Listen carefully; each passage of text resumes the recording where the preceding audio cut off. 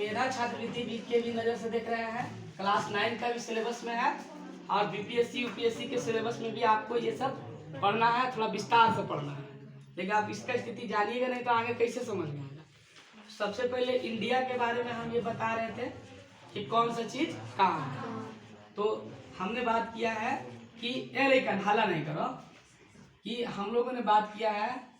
अभी हम थोड़ा सा एक बार और समझाने की कोशिश करेंगे फिगर से, है ना। और उन लोग जो आएगा तो उन लोग उधर बैठाना, तुम लोग समझ आ रहा है। हाँ, तो ये जो स्थिति अभी गीजे गीजी लग रहा है, इसको हम थोड़ा सा और अच्छा से समझने की कोशिश करेंगे। फिर से लिख रहे हैं, सब मैप में अपने से बना बना के लिखना चाहिए, तब याद होगा।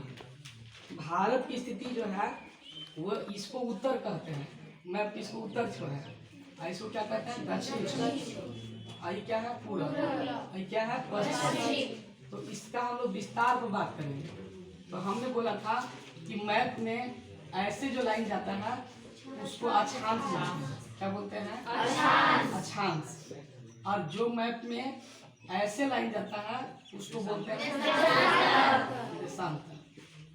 तो इंडिया का स्थिति जो है वो ऐसे है, यहाँ पर, मतलब कि इस 0 डिग्री से 0 डिग्री को विषुवत से ऊपर है, तो उत्तरी अक्षांश में है। कुछ में है उत्तरी अक्षांश में है, और इधर से इधर है, इसलिए ये पूर्वी देशांतर है, पूर्वी देशांतर।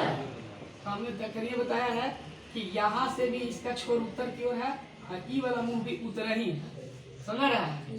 तो यहाँ से ये जो है वो 8 डिग्री 4 मिनट उत्तरी अक्षांश में का, यही ना जी। और यहाँ से ये जो चीज है, यहाँ से फिर जैसे इस लाइन से इसकी छोर की जो दूरी है वो जो है 37 डिग्री 6 मिनट है, उत्तरी अक्षांश है कि नहीं है। ये हो गया। और यहाँ से जब जाएंगे तो ये छोर जो पश्चिमी बोला जाएगा, तो वो पश्चिम वाला भी भाग पूर्वी देशांतर में ही है, तो उसका पूरा वाला भाग भी इंडिया का पूर्वी देशांतर। तो ये कितना डिग्री पर है? 68 डिग्री 7 मिनट पूर्वी देशांतर, ठीक है। और ये जो है इसका पूर्वी छोर है वो कितना डिग्री पर? 57 डिग्री 25 मिनट पूर्वी देशांतर, उसमें दिख रहा है ना। ये स्थिति हो गई। फिर बात हो रहा था कि भारत की चौहद्दी के बारे में, है ना।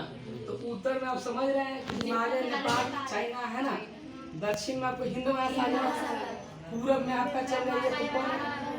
म्यांमार है और बंगाल की खाड़ी, अब पश्चिम में आ रहे तो पाकिस्तान और भारत। समझ में आ रहा है। इसके बाद सबसे पूर्वी पॉइंट की बात हो रही थी, तो कीबीथू कहते हैं। इसका सबसे पूर्वी पॉइंट क्या है?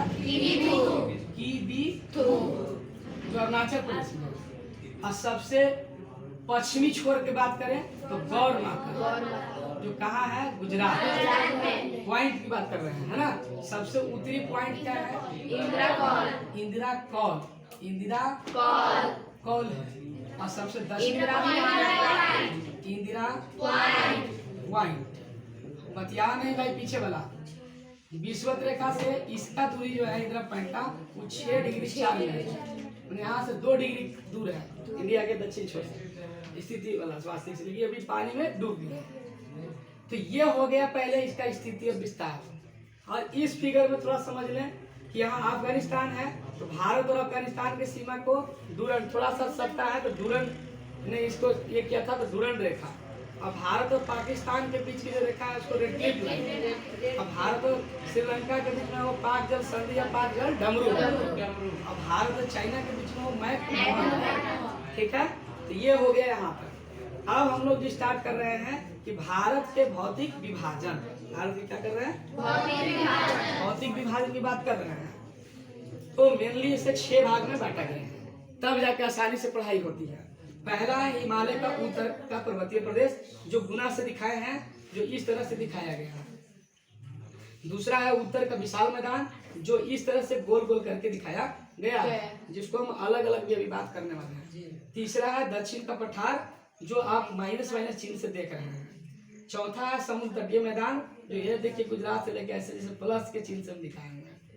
पांचवा है भारतीय मरुस्थल, जो बूंदा बूंदा करके दिखाए हैं, तो राजस्थान और इस वाला एरिया और कुछ इधर इधर भी चलता है। फिर छठा है भारतीय द्वीप समूह, जो द्वीप का इधर भी है, जो अंडमान निकोबार सब आता है, जो बंगाल की खाड़ी में है। ये समझ में आ रहा है? बंगाल की खाड़ी में है। तो यहाँ पर अरब सागर है, तो अरब सागर में जो द्वीप है उसको लक्षद्वीप क्या बोलते हैं? लक्षद्वीप। समझ में आ रहा है बात? और इन द्वीपों के बारे में भी बात करेंगे, छठा बार के पॉइंट है। अब थोड़ा सा हम लोग पहला के बारे में बात कर लेंगे, हिमालय या उत्तर का पर्वतीय प्रदेश। देखा ना यहाँ, तो हिमालय या उत्तर का पर्वतीय प्रदेश में जब जाएंगे तो हम उत्तर से दक्षिण में पहले इसको बांटेंगे, ऊपर से नीचे। तो चार भाग में, ट्रांस हिमालय, बृहद हिमालय, मध्य हिमालय और शिवालिक हिमालय। समझ रहा है? तो ट्रांस हिमालय सबसे प्राचीन है, हिमालय के पार वाला क्षेत्र भी है। तो इसको हम लोग ये चार गो श्रेणी में बांटते हैं। ट्रांस हिमालय में भी एक है काराकोरम, फिर से ध्वनि नहीं बोलना, सुन लो। काराकोरम, लद्दाख, जास्कर और पीर पंजाल, ये ट्रांस हिमालय का ही भाग है। समझ रहा है? और इसमें लद्दाख और जास्कर के बीच से सिंधु नदी गुजरती है। ठीक है। ट्रांस हिमालय में काराकोरम में जो है वो केटू सबसे ऊंची गाड़ी यूनिवर्सिटी जिसको कहते हैं, ऊंची चोटी है, जो विवादित है, पाकिस्तान और भारत दोनों में विवाद में है ना, पीओके में आता है। फिर है बृहद हिमालय की बात कर लें, जो दूसरे नंबर पर हम दिखा रहे हैं, उसकी स्थिति जो है वो नंगा पर्वत से लेकर नामचा बारवा तक उसकी है। समझ में आ रहा है? और तीसरी है वो मध्य हिमालय है, जिसमें घास की मैदान पाई जाती है, सोनमर्ग, गुलमर्ग है ना, जो जम्मू कश्मीर आदि सब में है, वो हो गया। और चौथा है शिवालिक हिमालय, जो दून है, द्वार है, हरिद्वार, देहरादून, ये सब इसी में आता है। बृहद हिमालय का ये जो बात कर रहे थे, उसका सबसे ऊंचा चोटी माउंट एवरेस्ट है, जिसको सागर माथा नेपाल में, इंडिया में माउंट एवरेस्ट और तिब्बत में, चाइना में चोमोलुंगमा कहा जाता है। फिर अगर बात कर ले थोड़ा सा हिमालय के और भी, तो इधर से मतलब पश्चिम से पूरब की ओर है ना, भी चार भाग में बांटा गया है।